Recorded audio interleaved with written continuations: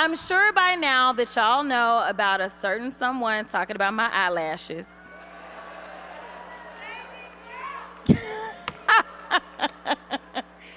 Yes, MTG is someone who calls herself a patriot and serves in what should be a respected body.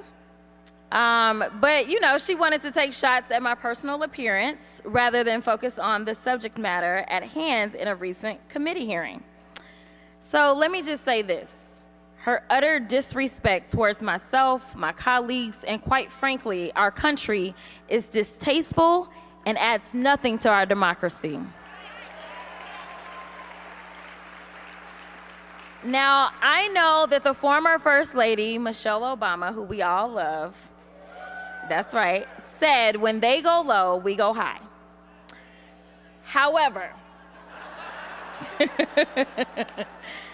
as a member of Congress, and even when I served in the State House, I've resorted to when they go low, we deliver straight facts and gather them accordingly. You see, what each of you saw take place a couple of weeks ago is nothing new. Unfortunately, all of MAGA are beholden to their little leader, and they will do anything to get his stamp of approval. Now, I don't know about y'all, but I don't know about getting the stamp of approval from a racist, sexual assaulting, twice impeached, 34-count convicted felon. But this is the environment that we're currently living in. Again, who are we? My Dems and me. We are fighting for the soul of our country. All right, so as you can probably tell, or you've seen on TikTok or IG or your TV screens, I stay ready with the facts because even though uneducated MAGA Republicans continue to spew harmful rhetoric and do everything in their power to keep us away from the ballot box, I'm committed to telling, as my dad, who's a minister, would probably say, the good news. But on a serious note, it is the rhetoric that we should all be concerned about. We have elected officials right here in our own state of Texas who continue to say the 2020 presidential election was stolen and that our neighbors shouldn't have faith in the electoral process.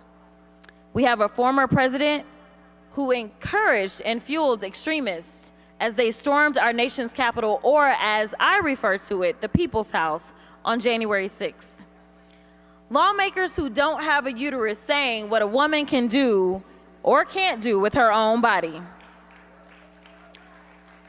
People who never wanted voting rights to be a thing continue to claw back those same rights for us, specifically those of us that are black and brown. They continue with the egregious attacks on our kiddos and so much more.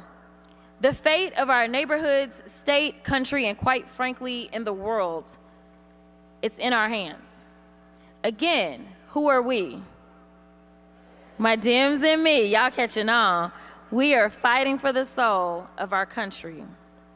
Which brings me to this moment in time.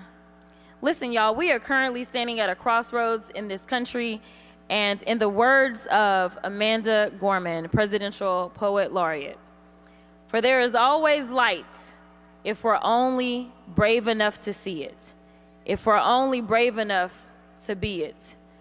We can talk all day about turning Texas blue, but the truth of the matter is that turning Texas blue doesn't come with fancy talk and empty hands.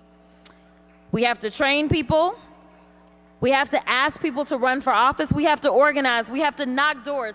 Texas wants to implement the death penalty for women in need of abortion access. Let me repeat that. Texas wants to kill women that have decided that they need to take care of themselves and access abortion care. I don't know what in the Handmaid's Tale country we are living in, but we deserve what this country has promised us. We deserve what this country was founded upon. We deserve life, liberty, and the pursuit of happiness.